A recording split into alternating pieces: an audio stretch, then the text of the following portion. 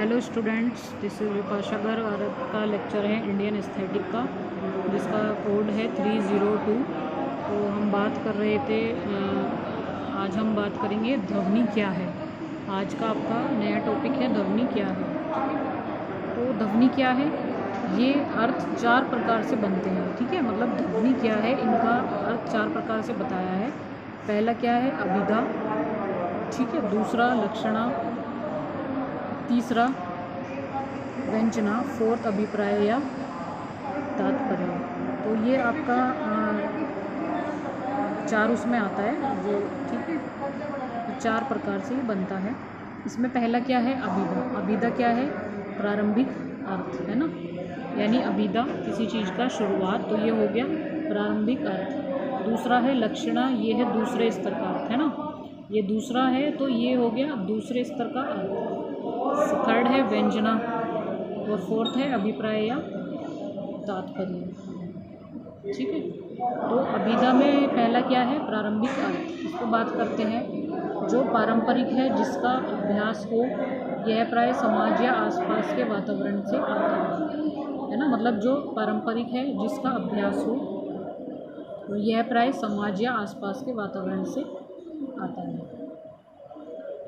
मतलब पारंपरिक होना चाहिए और जिसका अभ्यास हो, यह प्राय समाज या आसपास के वातावरण से आता है। यानी जो हमारा समाज है, उसका जो मतलब आसपास का जो क्या कहते हैं, मतलब जो कोई भी चीज़ का अर्थ होता है, जो आसपास का वातावरण होता है, वो उससे आता है। ठीक है, प्रारंभिक यानी मतलब कोई भी चीज़ होती है, कोई परंपरा होती है, जैसे तो ये समाज ही तो शुरू करता है। जो कोई परंपरा है वो समाज से आती है, आसपास के लोगों से आती है, आसपास का वातावरण कैसा है, तो उस मीनिंग में है ये प्रारंभिक अर्थ यानी अभिधा। ठीक है, दूसरा है आपका लक्षणा यानी दूसरे स्तर का अर्थ। इसमें क्या है, जो लक्षणों से लिया जाए, ये प्रत्यक्ष से कुछ हटता है।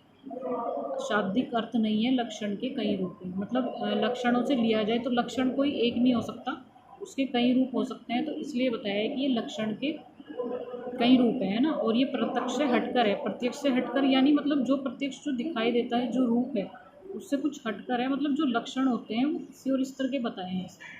ठीक है, जो मतलब दिखाई नहीं देते हैं, तो इसलिए इसका शाब्दिक अर्थ नहीं है। नेक्स्ट है आपका व्यंजना। वह अर्थ है जो खोज कर निकाला जाए, यानी प्रश्न हो, है ना। व्यंजना यानी जो वो अर्थ है इसका जो खोज कर निकाला जाए, वह प्रश्न है।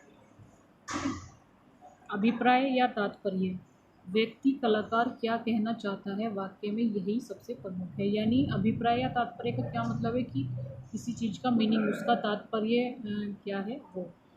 तो जो कोई व्यक्ति है, व्यक्ति या कलाकार, वो क्या कहना चाहता है किसी भी वाक्य में, ये सबसे ज़्यादा प्रमुख होता है। मतलब हम कोई भी टॉपिक ले रहे हैं या कुछ भी बात कर रहे हैं, तो उसमें कोई कलाकार हो, कोई व्यक्ति हो, तो मेन ये चीज़ रहती है कि वो क्या कहना चाह रहा है। मेन तो वही बात है ना, कि वो चीज़ समझ में आनी चाहिए कि कोई वो व्यक्ति क्या कह रहा है, वो उसमें मेन होता है, वो प्रमुख होता है। ठीक है, सौंदर्य शास्त्र का बुनियादी प्रश्न है कि ध्वनि से रस कैसे उत्पन्न होता है। काव्य भाषा की लौकिक सीमाओं से उसमें अर्थ का स्पष्ट करता है। तो सौंदर्य शास्त्र का बुनियादी प्रश्न ये है कि ध्वनि से रस कैसे उत्पन्न होता है ना। ध्वनि, जो ध्वनि है, उससे रस कैसे उत्पन्न होता है। काव्य भाषा की लौकिक सीमाओं से उसमें अर्थ का स्पष्ट करता है। जो काव्य भाषा है, उसकी लौकिक सीमाओं से उसमें अर्थ का स्पष्ट करता है। काव्य शब्दार्थ से ऊपर व्यंजना का सहारा लेता है। यानी जो काव्य शब्द है, उसके अर्थ से ऊपर ये व्यंजना का सहारा लेता है।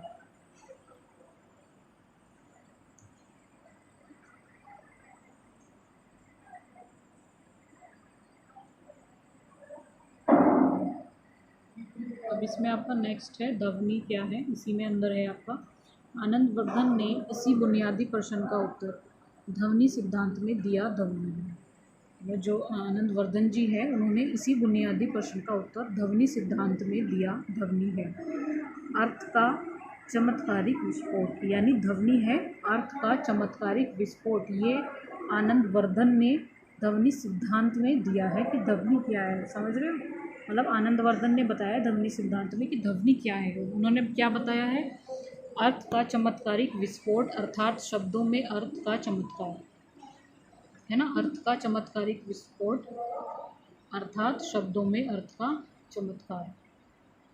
आनंदवर्धन के अनुसार ध्वनि वह है जो काव्यगत सौंदर्य को, रस को क्षण भर में चमकाकर स्पष्ट कर देता था। आनंदवर्धन के अनुसार क्या है कि ध्वनि वह है जो काव्यगत सौंदर्य को, रस को क्षण भर में चमकाकर स्पष्ट कर देता है।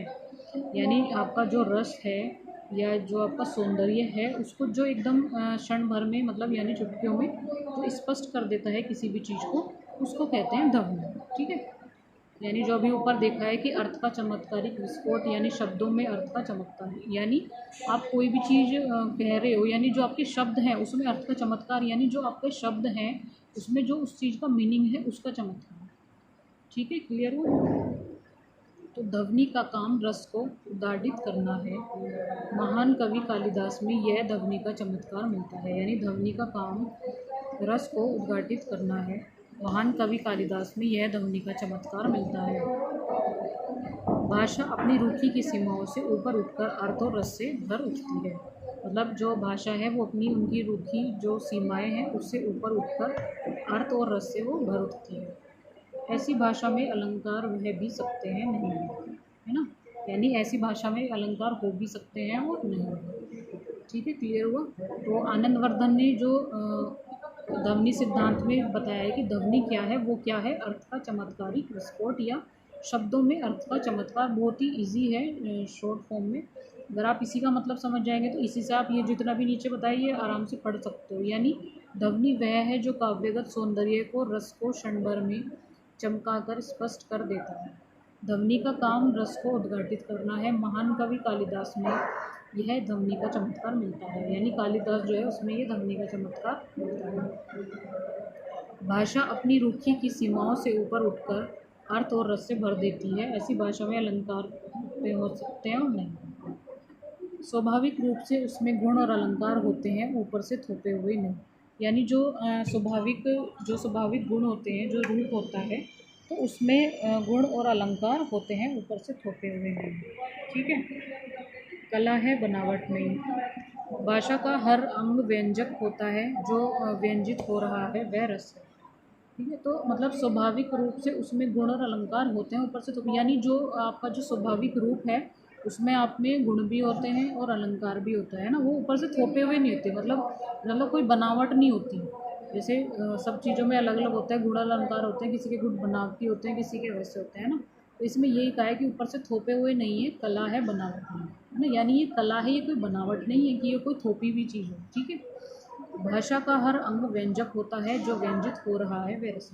यानी जो भाषा है उसका हर अंग व्यंजक होता है, जो व्यंजित हो रहा है वह रस है। आनंदवर्धन ने एक सरल से शब्द ध्वनि को अनंत अर्थ दे दिए। मतलब आनंदवर्धन ने एक ये सरलता शब्द है ध्वनि, इसको अनंत अर्थ दे दिया। यानी उन्होंने वर्धन जी ने एक ये जो ध्वनि शब्द है ये बहुत सरल है और इसको अलग अलग मतलब बहुत सारे अनंत उन्होंने अर्थ दे दिए, कई सारे इसके अर्थ दे दिए, है ना। अर्थों के इस लंबे चौड़े आयाम को सरल शब्दों में बांध पाना कठिन है। मतलब जितने भी इसके अर्थ हैं तो उसके जितने भी सरल शब्दों में इनको बांध पाना इन्होंने कठिन बताया है ना। किंतु इसका सार कला और कला रस का आस्वादन है, ध्वनि रस ही है। तो इसका जो सार है वो कला और कला रस का आस्वादन है, तो ये ध्वनि रस ही है। ठीक है, इसमें क्या बताया कि स्वाभाविक रूप से जो गुण होते हैं और जो अलंकार होते हैं वो ऊपर से थोपे नहीं होते, क्योंकि ये कला है, ये बनावट नहीं है ना। और इसका हर अंग व्यंजक होता है, जो व्यंजित हो रहा है वह रस है ना। आनंदवर्धन ने एक सरल से शब्द ध्वनि को अनंत अर्थ दे दिए। अर्थों के इस लंबे चौड़े आयाम को सरल शब्दों में बांध पाना उन्होंने कठिन बताया, किंतु इसका सार कला और कला रस का आस्वादन है, ध्वनि रस ही है। अब नेक्स्ट है इसके प्रकार क्या बताए हैं आनंदवर्धन के अनुसार ध्वनि के कई प्रकार है ना।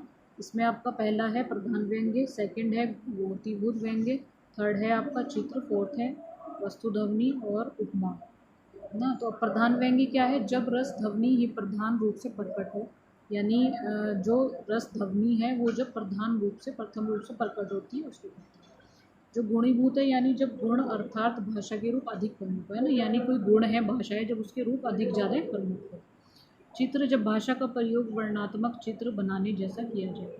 यानी कोई भी भाषा है उसका जब प्रयोग करना है वो वर्णनात्मक चित्र बनाने जैसा किया जाए। वस्तुध्वनि या लोकगीत कविताओं में पाई जाती है ना। तो ध्वनि और वस्तु क्या है, ये इसी में है कि ये लोकगीत और कविताओं में पाई जाती है। रस प्राय छिपा रहता है। उपमा क्या है कि जब किसी बाहरी वस्तु की तुलना से रस उत्पन्न हो। ये इसमें बताया गया कि जब अलंकारों के बीच से रस खोजकर निकालना पड़े, यानी अलंकार ध्वनि है ना। जो अब आपके अलंकार है उसके बीच से जो रस खोजकर निकालना पड़े वो रस ध्वनि है। ये ध्वनि है, इसमें रस ध्वनि, वस्तु ध्वनि, अलंकार ध्वनि। इसमें बताया रस प्रधान गुणीभूत चित्र, इसमें लोकगीत और अलंकार ध्वनि में आपको उपमा और आस्वादन रूपक। ठीक है, ये चार्ट आप अच्छे से देख लेना। जो लास्ट में मैंने इसमें चार्ट लगाया है आपका, इस चार्ट को आप अच्छे से,